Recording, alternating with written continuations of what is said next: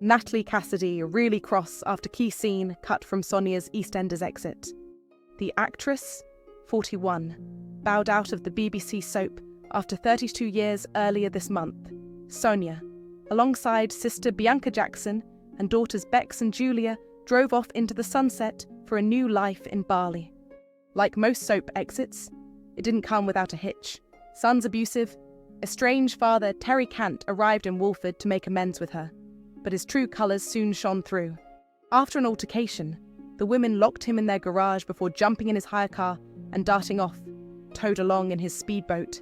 Bianca and Sonia waved on to their adoring neighbours as the emotive bars of Julia's theme kicked in, the end of an era. However, according to Natalie, there was one moment missing from her departure, and she isn't happy about it. As Sonia said her goodbyes to Albert Square's nearest and dearest, she was to sit down for one final conversation with Phil Mitchell. Fans will remember that the two characters shared a lot of screen time in 2002, when Phil's surrogate son, Jamie, who was partnered with Sonia at the time, was killed after colliding with a car. Speaking on her Off the Telly podcast, the actress said, "I felt quite emotional, but do you know what? Maybe I've missed it because I wasn't watching it properly, but I feel like they cut out the scene," which was my favourite scene. It was Sonia and Phil just having a moment in the square. I didn't see it.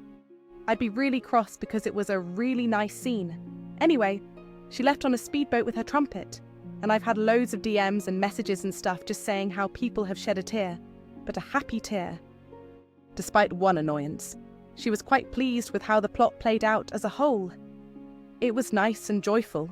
It wasn't sort of depressing, she added. She didn't leave in a black cab. It was just fun.